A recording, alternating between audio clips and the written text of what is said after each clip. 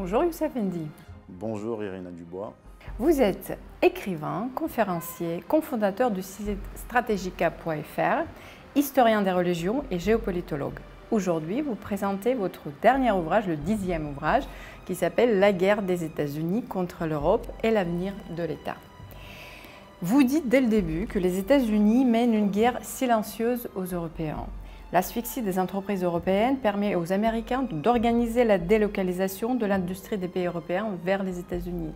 Pourriez-vous expliquer un petit peu plus en détail cet aspect pour nos éditeurs? Je pense que c'est très intéressant et on va en revenir en détail plus tard. C'est un aspect très important, surtout dans cette séquence de guerre contre la Russie, où on focalise le regard des Occidentaux en général et des Européens en particulier sur cet ennemi russe qui fournissait jusqu'à une période récente de l'énergie pas chère pour l'industrie européenne, tout particulièrement pour l'industrie allemande et pour l'économie qui venait alimenter l'économie européenne. Donc on a déclenché cette guerre les Américains ont déclenché cette guerre contre la Russie, et tandis que l'esprit des Européens est tourné, préoccupé par cette guerre, qui est en fait une guerre russo-otanienne sur le territoire européen. Pendant ce temps-là, les États-Unis continuent de dépecer, de détruire l'économie européenne qu'ils considèrent comme étant, surtout celle de l'Allemagne, comme une rivale depuis un certain nombre de décennies. Et ils font d'une pierre deux coups, puisque dans le même temps, à cause des sanctions anti-russes, mais surtout anti-européennes, ils en profitent pour faire un appel d'air sur leur territoire. Et c'est documenté dans mon ouvrage, où donc ils proposent à des industries, des grandes industries européennes, notamment allemandes, j'insiste là-dessus, pour qu'elles se délocalisent sur le territoire américain sur lequel il y a de l'énergie moins chère. Donc c'est un coup de maître des Américains de ce point de vue-là, qui ont réussi à atteindre plusieurs objectifs: séparer l'Europe de la Russie, détruire les rivaux européens sur le plan économique et récupérer une partie de leur industrie qu'ils relocalisent sur le territoire américain. Pour dominer l'Europe, il fallait créer une structure. Cette structure est donc devenue l'Union européenne, et la promotion du Parlement européen date de 1950. Vous décrivez le processus détaillé dans votre livre. Les documents d'ailleurs déclassifiés de la CIA le prouvent. Zbigniew Brzezinski, qu'on cite à plusieurs reprises également lors de nos conférences, dans son ouvrage Le Grand Échiquier, a écrit, je cite, « Le problème pour l'Amérique était de bâtir une Europe fondée sur les relations franco-allemandes liées aux États-Unis. » Finalement, le but est atteint. Comment décrivez-vous les relations actuelles entre les États-Unis et l'Europe? Alors, c'est une longue histoire. Ça commence à partir de la Seconde Guerre mondiale. Pendant la Seconde Guerre mondiale, déjà, les États-Unis, les stratèges américains parlaient de l'Europe comme faisant partie de leur hémisphère occidental, de leur grand espace. Donc ce qui s'est passé lors de la Première et surtout de la Seconde Guerre mondiale, c'est un processus qui a été continu, c'est d'intégrer l'Europe au grand espace américain, états-unien, et d'effacer en fait l'Europe et les pays européens en tant que puissance géopolitique, et les faire sortir de l'histoire d'une certaine façon. Donc c'est a priori, ça a l'air d'un système impérial, mais j'explique dans mon livre que l'Amérique n'est pas un empire, c'est un hégémone. Donc ils ont intégré l'Europe à son grand espace, mais tout comme Athènes traitait les cités qu'elles ont intégrées à la Ligue de Délos, dont je parle dans le livre, il y a quand même un système de ségrégation au niveau géopolitique, un ségrégationnisme dans les relations internationales des États-Unis. Donc le général de Gaulle en a pris conscience très tôt. D'ailleurs, le général de Gaulle était vu comme un problème du point de vue des Américains. Il ne voulait pas lui à la tête de la France, je passe. Donc le général de Gaulle a réussi, notamment en sanctuarisant le territoire français en acquérant l'arme atomique, il a réussi à redonner à la France sa souveraineté politique. Il s'en est suivi ce que l'on sait, mai 68 qui a fait tomber De Gaulle. Et étape par étape, président après président, la France a été soumise aux États-Unis. À l'époque de De Gaulle et même avant De Gaulle, il y avait effectivement ce projet de création d'Union européenne. Mais l'Union européenne est, du point de vue américain, une institution internationale relais de son hégémonie. C'est comme ça qu'il faut le comprendre. Le monde étant vaste, les États-Unis étant à une autre échelle que celle d'Athènes, de l'hégémon athénien, et le monde étant beaucoup plus vaste que les cités grecques, il fallait trouver un moyen pour occuper, coloniser sans présence. C'est toute la subtilité de la géopolitique américaine, c'est d'être présent tout en étant absent. C'était le cas à l'époque de la Société des Nations. Les États-Unis étaient présents, mais ils étaient absents via les 18 États américains qu'ils dominaient. Et avec les institutions internationales, l'Union européenne, l'OTAN, qui est le pendant militaire de l'Union européenne, le Fonds monétaire international, le GATT qui est devenu l'OMC, la Banque mondiale, l'Organisation mondiale de la santé, ce sont des relais de pouvoir hégémoniques. Mais on a vu, durant la présidence de Jacques Chirac, et c'est là qu'on en vient à Brzezinski, parce que Brzezinski est tardif par rapport à cette histoire. En 1997, quand son livre sort, on est sous la présidence de Jacques Chirac à l'époque. Et Brzezinski pointait du doigt le ministre des Affaires étrangères de Chirac à l'époque, Hervé de Charette, qui tendait la main à la Russie et qui disait qu'à cette époque-là, il fallait aider la Russie pour que la Russie redevienne une puissance, parce que c'était dans l'intérêt de la France, en réalité. Et donc, Brzezinski disait il faut faire attention à la France, parce qu'elle a encore quelques velléités d'indépendance. Et pour soumettre la France, nous allons utiliser l'Allemagne, qui va être notre Gauleiter, d'une certaine façon, sur le territoire européen, pour neutraliser la France. Donc quand on parle de couple franco-allemand, c'est un couple qui n'existe pas hein, du point de vue des Allemands, mais c'est en fait un couple dans lequel la France est dominée par l'Allemagne, elle-même dominée par les États-Unis. Et d'ailleurs, l'instauration de l'euro à partir de 2002, on le voit hein, quand on regarde les balances commerciales de la France et de l'Allemagne, a beaucoup profité à l'Allemagne, qui avait une balance commerciale, je crois, négative à l'époque et une balance commerciale française positive. Ça s'est totalement renversé. L'économie française a été détruite en partie par le libre-échange, mais aussi par l'euro. L'Allemagne a pu se reconstruire, mais en se reconstruisant, elle est devenue un problème pour les États-Unis, d'une certaine façon, finalement. D'où la destruction des Nord Stream 1 et 2. L'économie américaine a été vampirisée donc par les banquiers spéculateurs, ce qui a provoqué le déclin économique des États-Unis, ce que vous décrivez dans votre livre. Pour pallier cette situation, ils ont donc cherché à mettre les mains, comme vous dites également, sur les richesses produites par les Européens. Et la liste est longue. Vous pourrez retrouver tous les noms des entreprises dans ce livre-là. Nous, on connaît très bien qu'Alstom Energy a été donc vendu à son rival pratiquement américain, General Electric. Le géant belge de transport Euronav également a été fusionné avec son concurrent américain. Biotech britannique très connu, Reviral, a été racheté par Pfizer.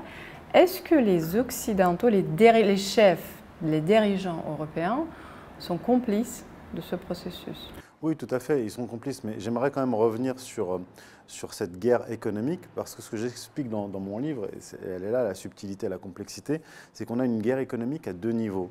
On a la guerre économique dont je vous ai parlé, qui, je dirais, qui est une guerre interétatique des États-Unis contre les nations européennes, mais à l'intérieur de cette guerre interétatique à l'échelle occidentale, on a une guerre économique qui transcende les nations, et qui a lieu aux États-Unis comme en Europe. C'est une guerre économique opposant la haute finance, que j'appelle l'économie fictive, et l'économie réelle. Et donc on a ce processus-là qui a commencé bien après la Seconde Guerre mondiale, parce qu'avant la Seconde Guerre mondiale, dans les années 30, il y a eu aux États-Unis le Glass-Steagall Act, qui est une loi séparant les banques d'affaires et les banques de dépôt, donc pour protéger l'économie réelle de l'économie fictive. Et finalement, après le tournant néolibéral qui commence dans les années 70-80 en Angleterre et aux États-Unis, on a un processus de retour en force de l'économie fictive, de la haute finance, et cela on le voit notamment par une loi qui vient défaire le Glass-Steagall Act en 1999 sous Bill Clinton. Et donc on a cette guerre à l'échelle occidentale, cette guerre qui détruit, en fait, qui contracte toute l'économie du monde occidental, exacerbe les tensions entre les nations, notamment entre les États-Unis et l'Europe. Donc plus les États-Unis sont détruits intérieurement par ce système de libre-échange et de financiarisation, et plus ces États-Unis belliqueux sont hostiles, hostiles et virulents et violents vis-à-vis des nations européennes qu'elles dépassent. Et donc, pour ce faire, pour mener cette guerre contre les pays européens et sans que ces pays-là ne se défendent, on a mis à la tête des pays européens des satrapes. C'est ce dont je parle dans le livre. Donc des espèces d'esclaves des États-Unis mis à la tête des États européens, mais aussi à la tête des institutions européennes qui exécutent à la fois les ordres des États-Unis et de la haute finance. Je dresse une liste dans le livre de membres, enfin d'employés de grandes banques, notamment Goldman Sachs. En France, c'est Rothschild avec Macron, mais Macron, c'est l'arbre qui cache la forêt, parce que dans la haute administration française, notamment dans l'inspection des finances, on a énormément d'individus qui font la navette, ce qu'on appelle le pantouflage, entre la haute administration et les banques. Donc à la tête de la Grèce, à la tête de la Banque centrale européenne, à la tête de la Commission européenne, à la tête de l'Italie, à la tête de la France, on retrouve des anciens employés ou des futurs employés de grandes banques internationales. Et donc, c'est un territoire occupé, l'Europe est un territoire occupé avec ces esclaves, ces employés qui exécutent à la fois l'agenda de la haute finance et l'agenda des États-Unis. Donc c'est un double dépeçage, d'une certaine façon. Comme vous dites, l'Union européenne a été euthanasiée depuis le coup de Maïdan et a été transformée en un appareil agressif sur le fond de la guerre en Ukraine. Et si la Russie gagne, et vous dites que cela précipiterait un effondrement de l'Union européenne, et d'ailleurs François Martin, lors de notre dernière conférence sur les racines de la guerre en Ukraine, a dit plus ou moins la même chose. Mais même s'il ne gagne pas, supposons, est-ce que le processus de démantèlement de l'Union européenne sera inévitable de toute façon? Alors on a deux scénarios. Ce que l'on voit au niveau de l'Union européenne, c'est un renforcement et une radicalisation qui transforme l'Union européenne en une sorte de forteresse. Et pour renforcer cette forteresse, celle-ci a besoin, les tenants de l'Union européenne ont besoin d'ennemis. Alors, des ennemis intérieurs, comme le Covid, un ennemi invisible. Souvenez-vous que Macron avait dit qu'on était en guerre contre cet ennemi microscopique.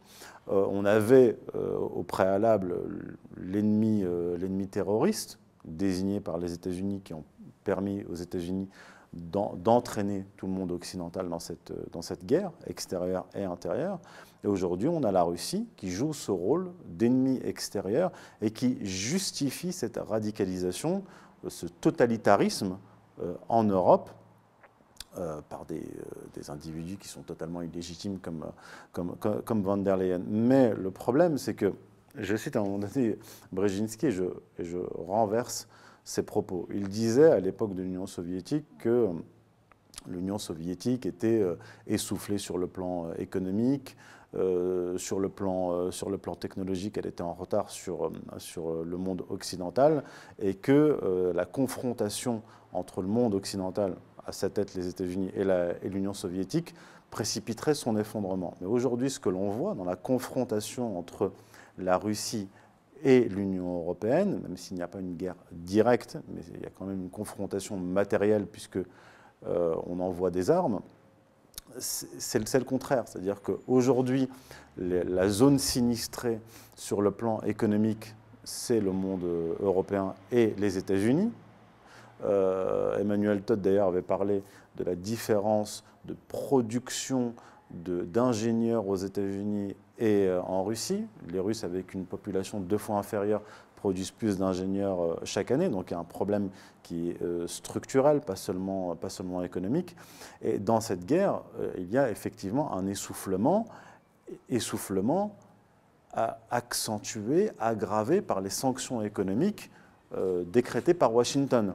Donc c'est un effort de guerre qui est demandé, qui est imposé aux populations européennes, qui est au-dessus de leurs forces et au-dessus de leurs forces morales, parce que dans le système libéral, il est très difficile de demander aux populations d'aller se battre, là en l'occurrence de s'appauvrir, de souffrir pour sauver le système libéral. Alors l'absence de patriotisme, l'absence de religion, l'absence de transcendance, eh bien, décourage, au sens strict du terme, les populations européennes. Donc à un moment donné, quand l'essoufflement sera trop difficile à supporter pour les populations, elles vont chercher un responsable, un coupable. Et évidemment, les populations européennes ne vont pas aller se plaindre aux ambassades de Russie. Elles ne vont pas aller chercher Vladimir Poutine comme bouc émissaire. Elles vont aller chercher leur responsable politique. Donc, d'une manière ou d'une autre, le jugement adviendra. Et je pense que ça peut entraîner à la chute de plusieurs gouvernements européens. D'autant plus si la guerre est perdue. Parce que n'oublions pas que du point de vue américain, nous sommes dans une guerre religieuse. Ils ont introduit du religieux dans la géopolitique, en parlant de guerre juste. C'est George W. Bush qui parlait de croisade, mais on est toujours dans ce type de thématique du bien et du mal, du vrai et du faux, et du juste et de l'injuste. Mais si la guerre menée contre la Russie est une guerre religieuse, bien sûr sacrificielle, mais aussi religieuse, si on la place sur le plan de la morale et qu'il y a un juste et un injuste, eh bien, si vous menez une guerre religieuse contre un pays et que vous la perdez, ça veut dire implicitement que vous êtes non pas du côté du juste, mais du côté du mal. Donc ça a double tranchant. Le fameux axe de mal. Un autre aspect important, c'est la création de la monnaie numérique pour neutraliser les peuples en révolte. Et on sait que c'est bien en cours depuis un certain temps, notamment pour l'Europe. Comment va fonctionner cette tyrannie monétaire? Alors, ce que l'on voit déjà, c'est que durant la période du Covid, on a introduit le paiement sans contact, qui s'est très largement répandu, je crois avec une augmentation de plafond. Moi, personnellement, je l'ai supprimé. Mais on a habitué la population à payer des sommes dérisoires, même de 1 euro avec la carte bleue, les paiements sans contact. Ensuite, on a interdit les paiements par cash en liquide au-delà de 1 000 euros en Europe. On ne s'en est pas rendu compte parce qu'on a l'habitude de payer avec la carte bleue, mais c'est déjà le cas. Il est devenu interdit de payer au-delà de 1 000 euros. Mais demain, si la monnaie numérique s'installe, avec tous les outils qu'ils avaient mis en place, notamment le pass sanitaire, etc., on pourrait très bien avoir demain une monnaie numérique avec un pass écologique, par exemple, plus un pass sanitaire, qui contrôlerait nos dépenses et qui nous dirait, bon, bah, voilà, vous ne pouvez pas faire plus de 2 pleins par semaine, vous ne pouvez pas acheter tel ou tel produit, etc. Et donc, on va entrer en plus des sanctions économiques et du rationnement, et de l'inflation à 2 chiffres, on va entrer dans un système à la fois de flicage, donc de monnaie d'espionnage, de restrictions extrêmement graves, et même cette monnaie peut être utilisée comme une arme politique. Si par exemple vous pensez mal, ça arrive déjà à certains, on leur ferme leur compte bancaire et on pourrait très bien désactiver les cartes bleues et empêcher les paiements. On pourrait tuer socialement les opposants politiques. Donc c'est un outil totalitaire, qui entre dans un cadre dont je parle dans le livre, le cadre de l'état d'exception, d'absence de suspension de la Constitution d'une partie, et d'état totalitaire. Le paradoxe que j'étudie dans ce livre par rapport à cela, c'est qu'on est en Europe dans des États, par exemple en France, totalitaires, c'est-à-dire qui contrôlent tous les aspects de nos vies individuelles et collectives, mais faibles. L'État est totalitaire, mais faible, dans le sens où on lui a retiré ses pouvoirs régaliens, on lui a arraché sa souveraineté politique. Et qui est-ce qui a fait ça? Je l'ai expliqué, ce sont les institutions internationales. Donc on est dans une sorte de panthéon d'États divins qui ont un pouvoir illimité sur les individus, mais avec une hiérarchie. Et au-dessus, on a une sorte d'état divin roi, à l'équivalent de Zeus, les États-Unis, qui ont confisqué les pouvoirs régaliens de ces États-là. Donc la solution est dans à la fois la récupération de cette souveraineté politique, mais pour empêcher ces États de demeurer totalitaires, il faut leur retirer cette souveraineté qui est divine, en fait, cette souveraineté qui est surnaturelle. D'ailleurs, je répète, et j'ai déjà dit ça à plusieurs reprises, tout ce que vous dites par rapport donc à neutraliser les gens qui pensent mal. L'année dernière, au tout début de l'opération spéciale, la guerre en Ukraine, plusieurs comptes des ressortissants russes ont été suspendus en Union européenne et notamment en France. Oui, alors ça peut faire jurisprudence. Beaucoup de gens ont ignoré cette affaire-là, mais ce qui s'est passé par exemple à Chypre, où on a ponctionné des comptes bancaires, ce qui vient de se passer avec l'expropriation de ressortissants russes, à partir du moment où on l'a fait, et on l'a fait parce que justement on est dans cet état d'exception, d'absence d'une partie de la loi, en tout cas de loi fondamentale, eh bien, qu'est-ce qui empêchera les gouvernements européens de le faire à leur propre population? Rien. La deuxième partie de votre livre est prénommée « L'État dans la guerre civile mondiale ». Et je cite, « Si l'État est le prolongement de la famille, qu'il est l'âme collective du peuple, alors l'on peut se demander si le déclin de l'État moderne n'est pas la conséquence d'un déclin civilisationnel de l'Occident. » Et c'est vrai qu'avec plusieurs intervenants, on a déjà parlé de ça, de cet aspect civilisationnel. Sur le fond de la guerre en Ukraine, certaines personnes pensent que de toute façon, c'est plus un conflit local. Ça a dépassé justement cette notion du conflit local. Est-ce qu'on vit un moment vraiment historique? Oui, on vit un moment historique pour l'Occident et pour le monde.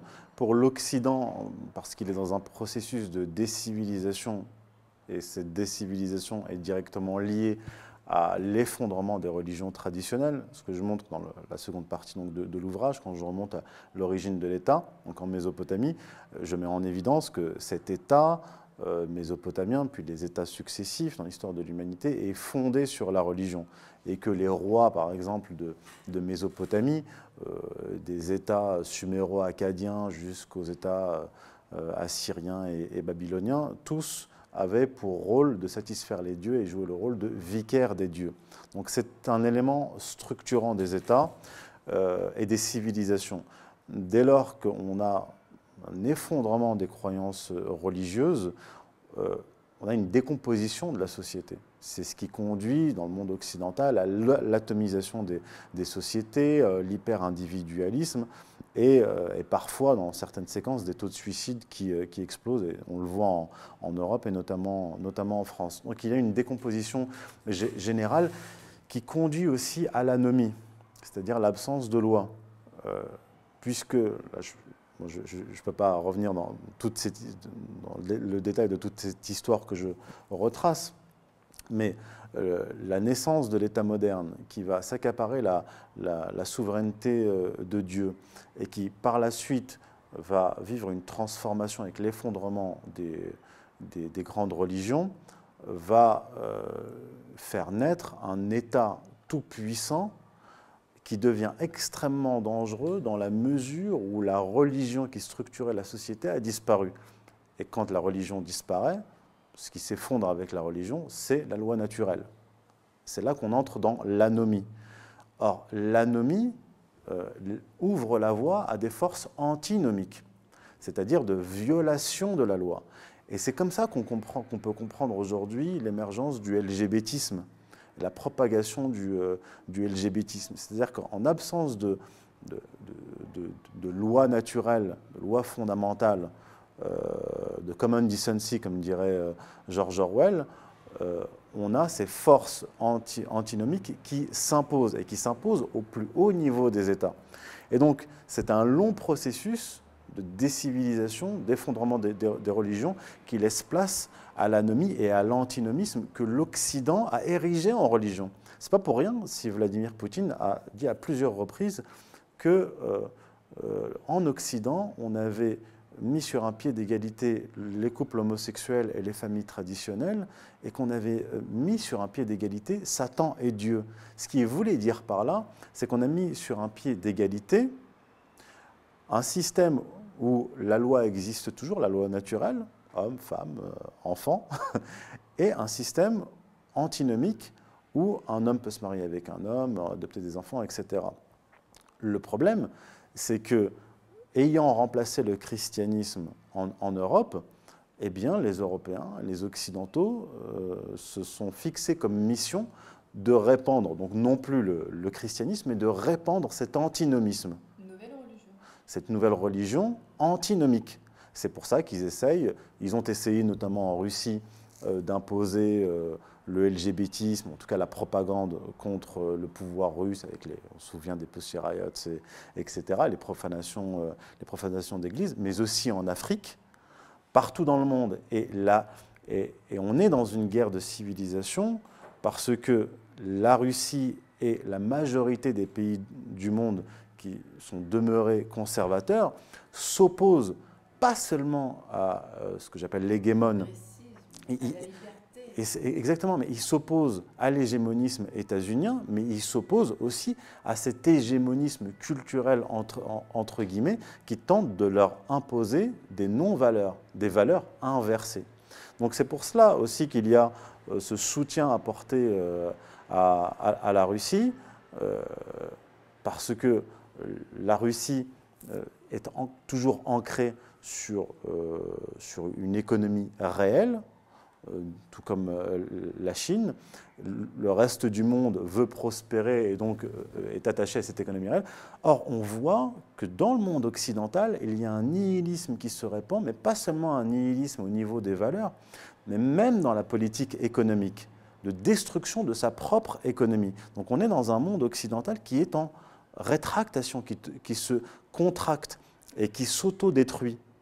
Et qui met même sa population, qui mène une biopolitique extrêmement dangereuse par les injections de produits expérimentaux. On voit d'ailleurs les résultats actuellement. Donc du point de vue extérieur, le monde occidental est un espace totalement mortifère, qui est en train de se suicider et qui essaie d'entraîner le monde dans ce suicide collectif. D'où cette résistance qui est naturelle. Justement, pour parler, vous avez parlé des ennemis extérieurs et intérieurs. Voilà, c'est bien clair que l'Occident a désigné l'ennemi extérieur sur la Russie, pas depuis hier. Ça date depuis un certain temps. Je me souviens très bien de Barack Obama qui parlait à l'époque de Ebola, que je pense que pour lui, Ebola et la Russie étaient d'abord comme les ennemis et après Daesh. Donc la priorité des ennemis. Et donc vous dites que pour l'Europe, l'ennemi intérieur, ce sont les nations, les peuples. Quelle est l'issue finalement de cette contradiction majeure? L'issue, en tout cas le processus qui est enclenché, c'est celui de la guerre civile, qui est, on peut dire, une guerre civile froide et que j'appelle une lutte des classes transversales. C'est-à-dire qu'on a, j'ai parlé de la guerre de l'économie fictive contre l'économie réelle, et ceux qui participent de cette économie réelle, ce sont les travailleurs, ce sont les petits patrons et parfois même les grands patrons. Je parle du grand patronat qui est enraciné. Je ne parle pas des multinationales qui produisent dans d'autres pays, qui vendent en France, en Europe et qui payent leurs impôts ailleurs, etc. Je parle des grandes entreprises mais qui sont enracinées et qui ont été impactées très durement par les sanctions. Et en désignant comme ennemis toutes les forces productives, ce qui peut se passer, ce que j'espère en tout cas, c'est une alliance de ces forces productives qu'on a divisées, qui, j'espère, se réuniront pour désigner cet ennemi commun qui les a tous désignés comme ennemis. Comme disait Julien Freund, ce n'est pas vous qui décidez. Si votre ennemi vous désigne comme ennemi, vous n'avez pas le choix. Vous ne pouvez pas décider que vous n'êtes plus son ennemi. Vous êtes dans la case ennemi et vous n'en sortez pas. Et c'est ce qui se passe actuellement. Et c'est une guerre économique, mais c'est aussi une guerre sociétale. Une guerre de destruction, comme je l'ai dit, avec l'imposition du LGBTisme jusque dans les écoles. Donc, ce qui a été déclenché là, c'est une guerre civile. Et les étapes de cette guerre civile, je dirais, socio-économique, on l'a vu en France notamment avec les bonnets rouges en 2013, les gilets jaunes en 2018, puis les manifestations contre le pass sanitaire, puis le convoi de la liberté, puis les manifestations contre la réforme des retraites. Ce sont comme des secousses sismiques avec des répliques qui sont de plus en plus rapprochées, de plus en plus massives. Et c'est d'ailleurs ce qui explique pourquoi le pouvoir tente de chercher des ennemis à l'extérieur, désignés, hein, et des ennemis intérieurs. Et un chaos qui laisse proliférer, on le voit d'ailleurs avec les émeutes actuellement, pour conjurer cette lutte des classes transversale qui est en train de s'imposer à nous. Donc le chaos, il faut bien comprendre que le chaos, les zones de non-droit que l'État laisse proliférer, laisse s'installer, est un moyen de pression sur la population pour que cette population entre dans le parti de l'ordre et vienne renforcer le pouvoir qui est censé rétablir l'ordre. Mais à un moment donné, quand la population se rendra compte que le pouvoir politique qui investit l'appareil d'État n'est pas l'agent de l'ordre, mais l'agent du désordre, la situation peut se renverser. Vous dites que l'Europe est en train de vivre, je cite, une tragédie grecque, en expliquant que les États-Unis sacrifient les Européens pour les empêcher de s'émanciper. Jusqu'où vont aller les États-Unis dans cette guerre, comme vous dites, sacrificielle? Est-ce qu'il y a des limites? Alors je prends l'exemple en fait dans la mythologie grecque, on a le Chronos. Chronos qui est le père de Zeus et d'autres divinités. Chronos, il a une prophétie qui lui dit qu'il sera tué et remplacé par un de ses enfants. Et donc il tue chacun de ses enfants et il les dévore pour les empêcher de le remplacer. Sauf que la mère de Zeus protège Zeus, le sauve, et c'est finalement, la prophétie s'accomplit avec Zeus qui tue Chronos et qui prend sa place. Et le sacrifice est fait pour obtenir quelque chose ou pour ne pas perdre quelque chose. Et dans l'Antiquité, par exemple, certains peuples, certains rois sacrifiaient un de leurs enfants quand ils étaient, par exemple, en train de perdre une guerre. Donc ils sacrifiaient à la divinité pour gagner cette guerre. Ce que craignent les États-Unis, ce qu'ils tentent d'obtenir, c'est de maintenir, en tout cas c'est leur hégémonie sur l'Union européenne, enfin sur l'Europe, plutôt pas l'Union européenne, sur l'Europe, empêcher cette Europe de se rapprocher de la Russie. Il y a le mauvais souvenir qui est très récent de l'axe Chirac, Schröder et Poutine, qui étaient d'ailleurs tous les trois très proches et qui s'étaient opposés à la guerre américaine contre l'Irak. Et donc les États-Unis, plutôt que de laisser l'Europe se rapprocher de la Russie, d'une certaine façon, sacrifient l'Europe et préfèrent la détruire plutôt que de voir cette très vieille peur anglo-américaine qui remonte au XIXe siècle, de voir les puissances continentales s'allier et briser l'encerclement anglo-américain par le Rhineland. Donc du point de vue américain, qui est en plus dans une sorte de course nihiliste autophagique, la destruction des pays européens vaut mieux que de leur laisser l'autonomie et de se rapprocher de la Russie. D'autant plus que là, ils en tirent quand même un bénéfice net en récupérant un certain nombre d'industries européennes et en les ramenant sur le territoire états-unien. Mais j'aimerais dire quelque chose, c'est que ce comportement n'est pas celui d'un empire. Parce que l'empire traditionnel, je ne parle pas de l'empire qui est en déclin, mais l'empire traditionnel prospère et maintient les populations dominées grâce au commerce, grâce à la paix et à la sécurité. Or, là, ce que l'on voit dans le comportement des États-Unis, c'est un ségrégationnisme dans les relations internationales. Ils n'ont pas intégré les autres pays à leur empire, puisqu'ils ne sont pas un empire. Et au lieu de participer à leur enrichissement, ils participent à leur appauvrissement et à leur propre appauvrissement à eux. Or, tout cela ne peut conduire qu'à de la tyrannie, ce que l'on vit actuellement, mais en définitive, ne peut conduire qu'à la décomposition de l'hégémonisme états-unien et à la réunion de forces antagonistes qui vont le défaire. Je prends l'exemple de la Ligue de Délos dans l'Antiquité. La Ligue de Délos, en fait, était l'ancêtre de l'OTAN, avec un pouvoir dominant athénien qui intégrait de force les autres cités et qui leur imposait d'ailleurs une monnaie, la monnaie athénienne, etc., et qui récupérait le trésor commun qui était au départ à Délos, puis qui a été déplacé à Athènes. Et finalement, c'est une ligue antagoniste menée par Sparte, qui en avait assez, donc les cités autour de Sparte, qui en avaient assez de cet hégémone athénien, et donc qui se sont réunis et qui ont mené la fameuse guerre du Péloponnèse, et qui ont vaincu Athènes, et qui a conduit à la fin de la Ligue de Délos.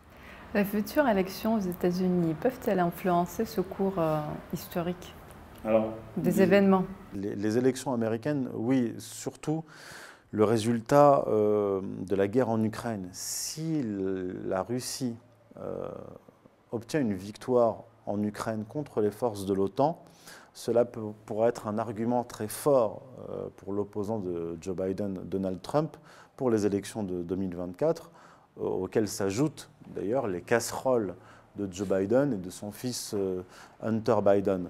Mais compte tenu de ce qui s'est passé lors de la dernière élection, qui avait été contestée par Donald Trump, avec une victoire magique, pour ne pas en dire plus, de Joe Biden à la dernière minute, on n'est pas à l'abri, puisque, souvenez-vous, je le dis au début du livre, les élections aux États-Unis sont depuis 2 décennies sujettes à quelques doutes, avec une élection de George W. Bush qui a été en réalité volée.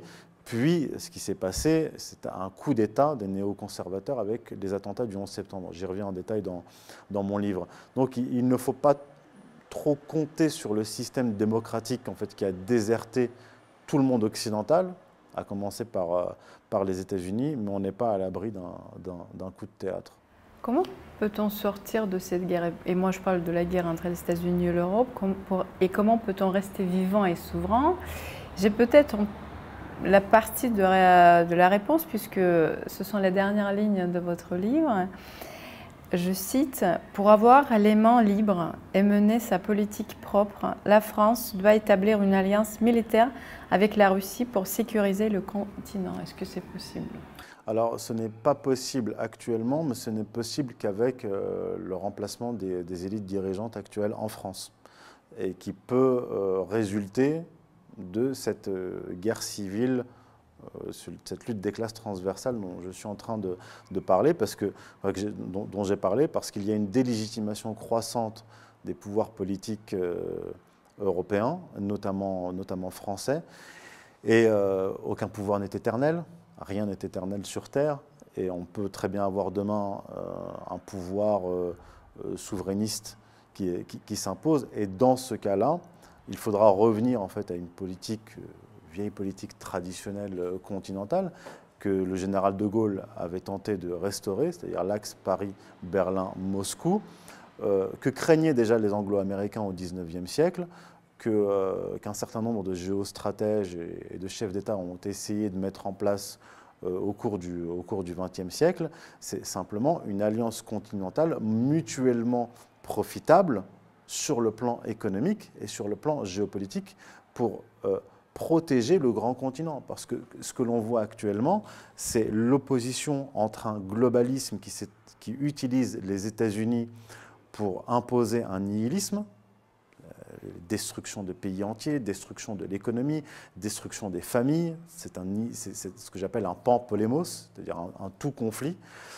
Aux forces étatiques enracinées qui respectent encore le droit international qui a été rejeté par l'hégémon américain. Et la solution, c'est le retour de puissance continentale, du droit continental, de cette alliance continentale pour mettre en échec les puissances thalassocratiques, globalistes, nihilistes.